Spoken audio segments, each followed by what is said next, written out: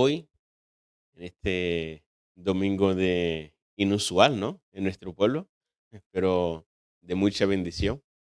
Yo quisiera compartir algo con vosotros que llevo tiempo dando vuelta y meditando acerca de eso. Y es que estamos viviendo tiempos de tinieblas. Y no lo digo por el carnaval, ¿vale? No lo digo por el carnaval. Este tiempo de fiestas desenfrenadas solo pone en evidencia lo que las personas hacen durante todo el año de una manera formal o controlada, entre comillas, ¿no? Pero llevo tiempo pensando, e incluso he hablado con algunos de vosotros, y es evidente que en estos tiempos ocurren cosas que no suelen ocurrir a lo largo del año, ¿verdad? Hay cosas que solo pasan en esos tiempos, por ejemplo, que estamos viviendo, que es el tiempo de carnaval. En esos tiempos todos estamos más alertas, más atentos a las cosas que pasan. Incluso investigamos para tener una mejor conclusión de los hechos, para estar bien informados y saber qué es lo que está ocurriendo en nuestro pueblo y alrededores. Y es que estamos muy pendientes para juzgar a los que están en el mundo y los que están haciendo las cosas mal. A veces pienso que se nos ha olvidado de dónde el Señor nos ha sacado. Algunas veces me encuentro ocupando el lugar de Dios, haciendo lo que solo a Él le compete. Solemos tener actitudes egoístas y crueles.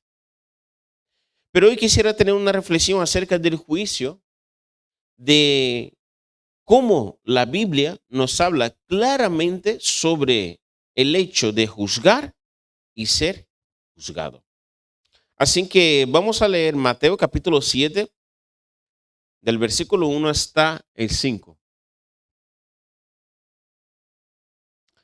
que dice así: no juzguen a los demás y no serán juzgados, pues serán tratados de la misma forma que traten a los demás. El criterio que usen para juzgar a otros es el criterio con el que se les juzgará a ustedes. ¿Y por qué te preocupas por la astilla en el ojo de tu amigo cuando tú tienes un tronco en el tuyo? ¿Cómo puedes pensar en decirle a tu amigo, déjame ayudarte a sacar la astilla de tu ojo, cuando tú no puedes ver más allá del tronco que está en tu propio ojo? Hipócrita, primero quita el tronco de tu ojo, después verás lo suficientemente bien para ocuparte de la astilla en el ojo de tu amigo. En este momento Jesús está hablando a una multitud de personas, y esta multitud está compuesta por muchas personas de todo Israel y alrededores. Entre estas personas posiblemente se encontraban los fariseos, escribas y rabinos. ¿Por qué digo eso? Basta ver los capítulos anteriores para que nos demos cuenta. Así que para que tengamos una idea general y podamos construir ese pensamiento, vamos a leer Mateo capítulo 4, del versículo 23 al 25. Del capítulo 5 hasta el 7 incluido, pues Jesús está compartiendo el Sermón del Monte, el famoso Sermón del Monte, donde Jesús da una serie de enseñanzas seguidas y toca muchísimos temas. Es como si fuera el mejor sermón o algo, o el escrito, o la pronunciación magna de lo que Jesús vino a enseñar a todos los demás. En ese sermón se resume prácticamente toda la vida del creyente, de cómo un creyente tiene que vivir, tiene que actuar. Jesús toca todos los puntos ahí. Pero antes da una información, antes que llegue Jesús a empezar este sermón, da una información muy importante que dice: Jesús viajó por toda la región de Galilea enseñando en las sinagogas, anunciando la buena noticia del reino y sanando a la gente de toda clase de enfermedades y dolencias.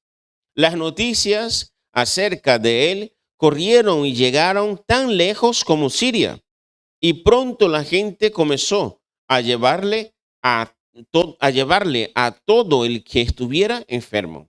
Y él los sanaba a todos, cualquiera fuera la enfermedad o el dolor que tuvieran, o si estaban poseídos por demonios, o eran epilépticos o paralíticos. Numerosas multitudes los seguían de todas partes. Gente de Galilea, de las 10 ciudades, de Jerusalén, de toda Judea y del oriente del río Jordán.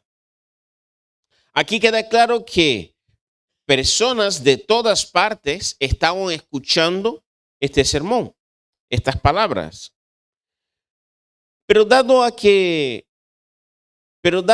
a todo lo que Jesús estaba haciendo y que hubiera pasado por muchas sinagogas, la probabilidad en que en esta multitud se encontraran los líderes religiosos de los tiempos de Jesús es muy grande. Entonces, prácticamente damos por hecho que ahí están pues fariseos, escribas, y rabinos. Porque al pasar por las sinagogas, pues Jesús mismo cuando sale de su ayuno de los 40 días, ¿a dónde va primero? A una sinagoga, ¿verdad? Entonces él lee el escrito de Isaías y dice: hoy se ha cumplido pues delante de vosotros esa promesa, ¿no? Esa profecía, perdón. Entonces, nosotros vemos que en esa multitud compuesta por gente de todas partes, de alrededores de todas partes de Israel y alrededores, pues seguramente pues habrían pues fariseos, escribas, rabinos, los líderes religiosos de aquellos tiempos.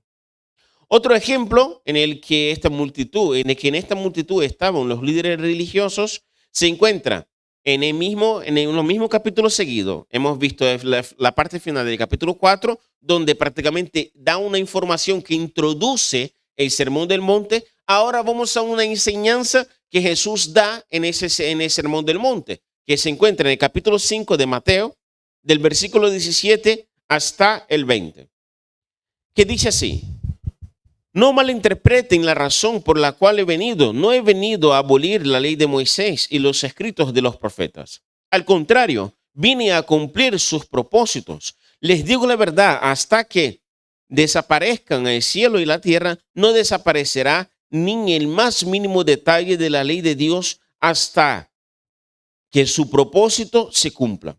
Entonces, si no hacen caso al más insignificante mandamiento y les enseñan a los demás a hacer lo mismo, serán llamados los más insignificantes en el reino del cielo.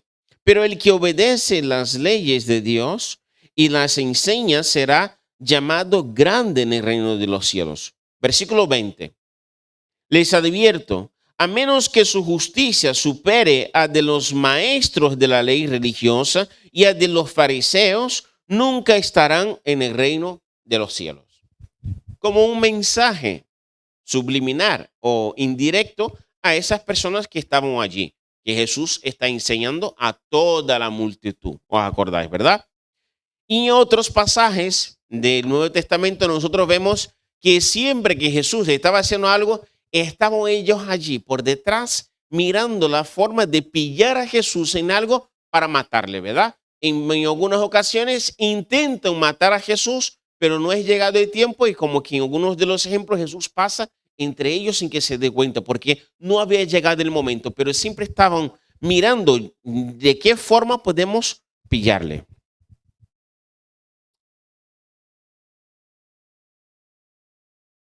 En los primeros versículos que hemos leído acerca del juicio, es muy importante leer estos versículos teniendo en cuenta la presencia de estos líderes religiosos en ese sermón. O sea, que nosotros podemos leer el pasaje de juzgar para no ser juzgado, de no juzgar para no ser juzgado. Es muy importante tener en cuenta que ahí están los líderes religiosos, ¿vale?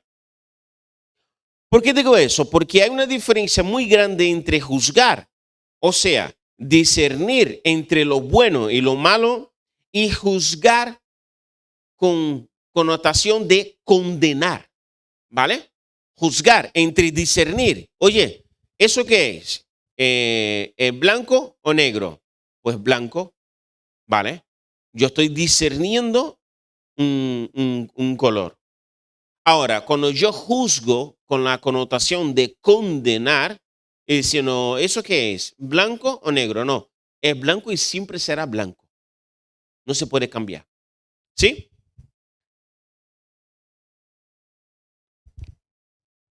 Ese juzgar que Jesús habla ahí, en el griego, viene de la raíz crima, que significa sentencia. O sea, no sentencie a tu hermano para que no sea sentenciado. O sea, una sentencia, algo que ha pasado por un juicio. Hemos visto lo que se ha hecho. Oye, tú has hecho algo malo, no sé qué, no sé cuánto. Pues te vamos a sentenciar a tantos años de cárcel o prisión perpetua o lo que sea. Pero una sentencia tiene la connotación, ese juzgar tiene una connotación de sentencia. Y tiene como definición decisión, entre paréntesis, la función o el efecto pro o en contra, y entre paréntesis, crimen. O sea, crima, la palabra crimen viene de la palabra de la raíz griega crima, perdón. Y luego está crina, que crima viene de la raíz de la palabra crino, crino. O sea, crima viene, sentencia, viene de la palabra crino en el griego, que viene a significar justamente eso, juzgar con la intención de condenar, ¿vale? De sentenciar. El juzgar al que se refiere Jesús en esos versículos es exactamente el juicio de condenación, de decisión y de sentencia.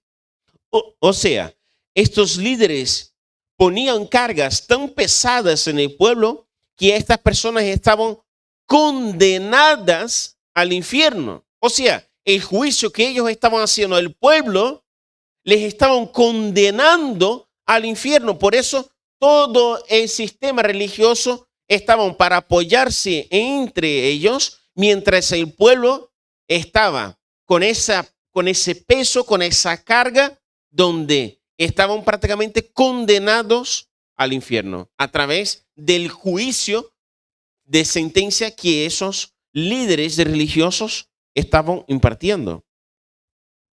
Lo que Jesús aclara a toda multitud aquí es que no sean como ellos. ¿Sí?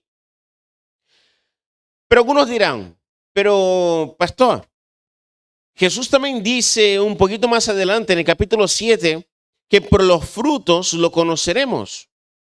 ¿Es verdad? Así que veamos lo que dice Mateo capítulo 7, del versículo 15 al 19. Tenemos que recordar que ese es el mismo sermón, ¿vale? Es el mismo. Empieza en el capítulo 5 y termina en el capítulo 7. Capítulo 7, versículo 15 hasta el 19 dice: ten cuidado de los falsos profetas que vienen disfrazados de ovejas inofensivas, pero en realidad son lobos feroces. Puedes identificarlos por su fruto, es decir, por la manera en que se comportan. ¿Acaso puedes recoger uvas de los espinos o higos de los cardos? Un árbol produce frutos buenos y un árbol malo, un buen árbol produce frutos buenos y un árbol malo produce frutos malos. Un buen árbol no puede producir frutos malos. Y un árbol malo no puede producir frutos buenos. Por lo tanto, todo árbol que produce frutos buenos se corta, que no produce frutos buenos, se corta y se arroja al fuego. Así es, de la misma manera que puedes identificar un árbol por su fruto, puedes identificar a la gente por sus acciones. O sea, ¿cómo yo voy a saber si esa persona hace cosas malas o buenas? Pues juzgando, ¿no? Yo voy a discernir, de juzgar, de decir, oye, esa persona está dando frutos malos o frutos buenos, siempre basándonos en qué, en mi criterio, en mi forma de ver, en mi perspectiva, lo que dice la palabra. ¿Sí? A través de la palabra que nosotros podemos discernir, entender y juzgar. Cuando digo en ese aspecto de juzgar, es de discernir si algo es bueno o malo. ¿Sí? Pero la pregunta que yo hago es, ¿a quién dice Jesús que debemos juzgar con el aspecto de discernir si es bueno o malo el fruto? ¿A quién dice que debemos juzgar? O sus acciones que son buenas o malas. A los falsos profetas, ¿verdad? Empieza diciendo, ¿qué empieza diciendo? Ten cuidado con los falsos profetas. O sea, a los falsos profetas, dice Jesús, que tenemos que juzgar si es bueno o malo el fruto que está dando. O sea, los que están entre nosotros, los que se dicen ser uno de los nuestros y no son. Si uno está en Cristo, tiene que dar el fruto del Espíritu y no el de la carne. A estos sí que podemos discernir sus acciones, sobre todo para que no seamos engañados, ¿verdad? Entonces, si no podemos juzgar los frutos de los del mundo porque pertenecen al mundo, ¿qué se supone que debemos hacer? O sea, Jesús dice que nosotros debemos juzgar o discernir los frutos de los que están entre nosotros, ¿verdad? Para que no seamos engañados. Pero en ningún momento dice que nosotros debemos juzgar o discernir el fruto que está dando aquí el del mundo. Porque el fruto que está en el mundo no se espera otro que el fruto de la carne. Entonces, ¿qué es lo que tiene que discernir? ¿Qué es lo que tiene que decir? Ahora, los que están aquí, pues sí que tenemos que discernir, sí que es lo que tenemos que ver sus acciones, porque tenemos que discernir entre el fruto del Espíritu y los frutos de la carne. A eso sí, tenemos que nosotros juzgar, entender que no juzgar con la connotación de discernir, ¿vale? No de condenar. Entonces, ¿qué se supone que debemos hacer? Si no podemos juzgar o discernir los frutos de los que están en el mundo.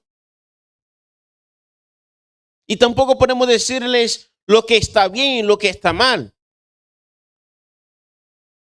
Vamos a ver. ¿Qué vino primero?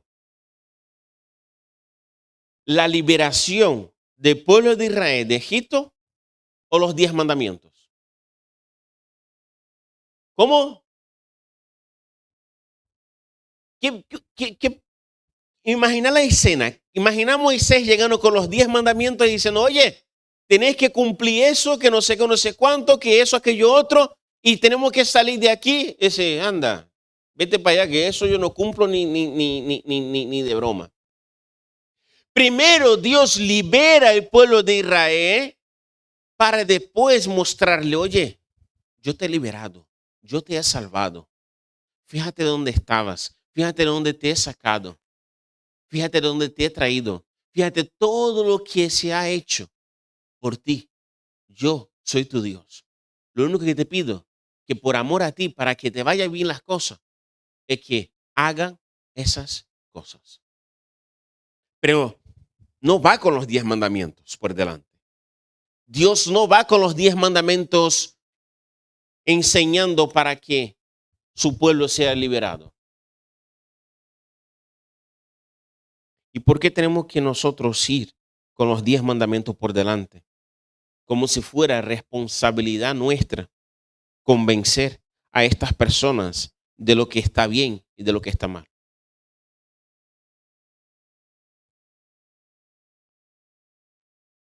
Hermanos, quien convence al ser humano de justicia, pecado y juicio es el Espíritu Santo, no somos nosotros. ¿Qué hacemos entonces con nuestra lista de las cosas que están bien y que están mal? La lista que hemos aprendido a lo largo de nuestra vida cristiana. Pues guárdatelas para ti. Porque si la tienes, es porque el Espíritu Santo te la has dado, te la has revelado, te la has enseñado.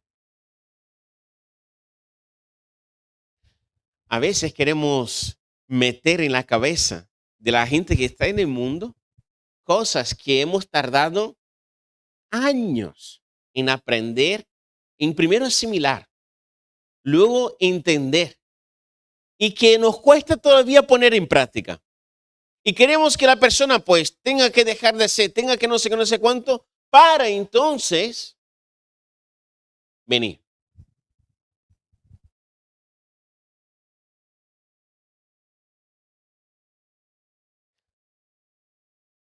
A veces parece que para que Dios pueda salvar al que está en el mundo, antes tiene que cumplir una serie de requisitos y deberes.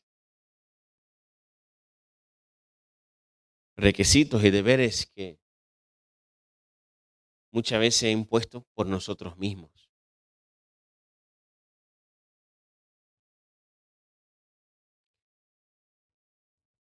Hermanos, tenemos que entender que Dios acepta a cada uno tal como está. Pero una vez que estamos dentro, no nos permite seguir como nos ha aceptado. Pero como el Señor nos acepta, como el Señor nos recoge, como es el hijo pródigo que volvía sucio, inmundo, totalmente cambiado, horroroso, su padre le acepta tal como estaba. Pero oye, no le deja seguir como estaba. Dice, oye, trae una sandalia, trae un anillo, trae un vestido, trae no sé qué, trae eso, aquello otro, vamos a hacer una fiesta y ahora tú eres eso. El Señor no pone condiciones para aceptarnos. El Señor no ha puesto condiciones para aceptarte, para salvarte. Pero una vez que te ha salvado, que te ha rescatado, te ha cambiado.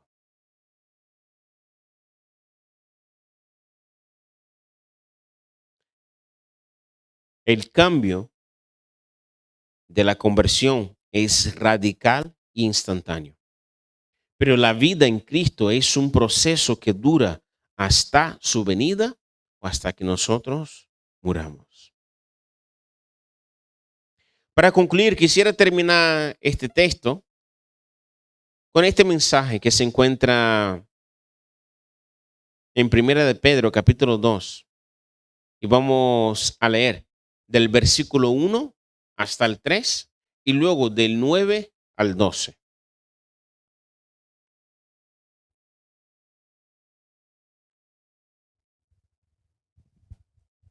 Primera de Pedro, capítulo 2, del versículo 1 hasta el 3. Dice así, primeramente. Por lo tanto, desháganse de toda mala conducta. Acaben con todo engaño, hipocresía, celos y toda clase de comentarios hirientes. Como bebés recién nacidos, deseen con ganas la leche espiritual pura para que crezcan en una experiencia plena de la salvación.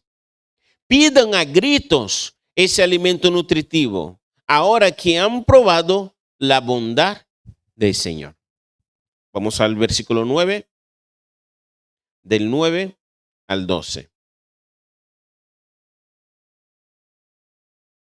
Pero ustedes no son así, porque son un pueblo elegido.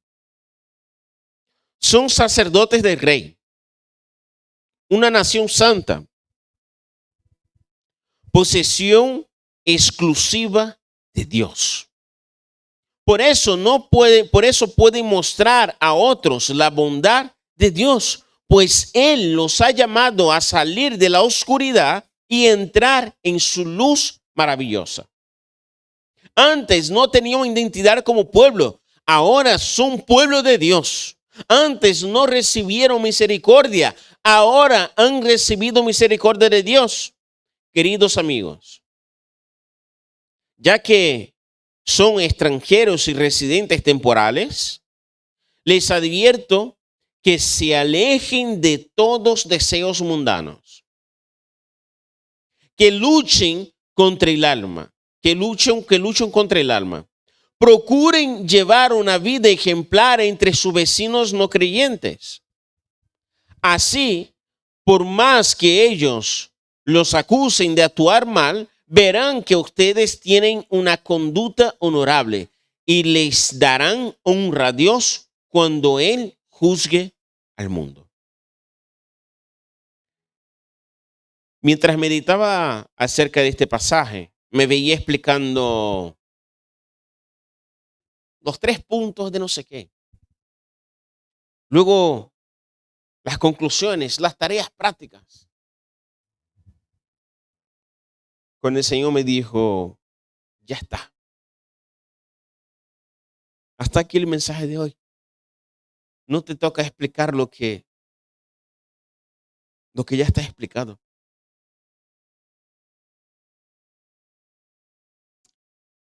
Es risa y rizo. El que tiene oídos, el que tiene oídos para oír lo que el Señor nos habla en esta mañana, que oiga.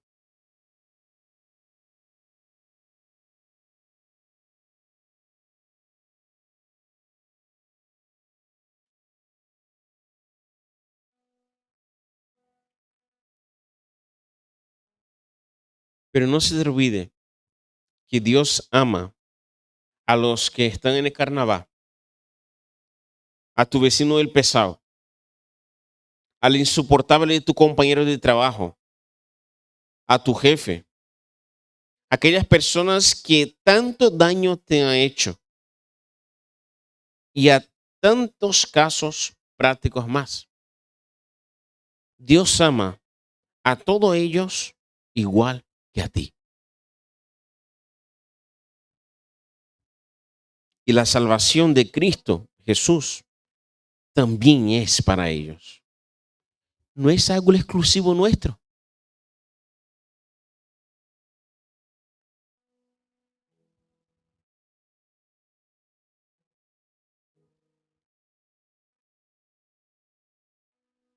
El versículo 12 de Primera de Pedro, capítulo 2, dice, procuren llevar una vida ejemplar con sus vecinos, compañeros de trabajo, lo que quieras poner, sustituir la palabra vecinos por el que está a tu alrededor, no creyentes. Así, por más que ellos los acusen de actuar mal, verán que ustedes tienen una conducta honorable y les darán honra y le darán honra a Dios cuando nosotros juzguemos al mundo. ¿Sí? ¿Qué dice? Cuando ¿quién juzgue al mundo? ¿A quién compete juzgar? Al mundo, a los que están ahí fuera. Dios. ¿Qué es lo que nosotros debemos hacer? Aunque nos actúen, aunque nos tiren piedra, aunque nos hagan las cosas malas, aunque pongan la zancadilla, ¿qué es lo que tenemos que hacer? Seguir actuando bien. Seguir mostrando una actitud honorable. independiente de los palos que nos den. Hermanos, Jesús nos ha dado el mayor ejemplo aquí. No estamos nosotros aquí para vengarnos, para juzgar, para condenar a nadie. Nosotros sí que estamos para discernir los malos de los buenos, los frutos malos de los buenos frutos, de las malas acciones, de las buenas acciones. Pero no compete a nosotros juzgar, condenar a nadie. Porque hasta el último día, el último aliento de esta persona, de este ser humano, Dios estará empleando todo, pero todo para salvarla. Porque el sacrificio de Cristo, el amor de Dios que Dios ha demostrado para el ser humano en la cruz, es para todos nosotros. No para los que están aquí en la iglesia. Nosotros disfrutamos claramente más de ese amor, de esa convivencia con nuestro Dios. Y eso es lo que queremos que la gente ahí fuera vea y pueda disfrutar. Pero si antes vamos con los 10 mandamientos, antes de la liberación, lo que conseguiremos es que se vayan, es que no escuchen, es que no acepten.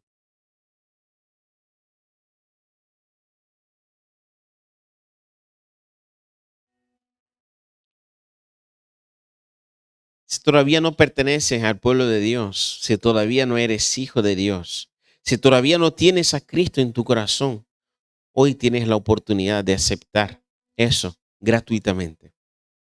No se te impone nada. Tan solo tienes que decir, Jesucristo, entra en mi corazón y sálvame. Te necesito. Solo así podrás tener una nueva vida y un nuevo nacimiento.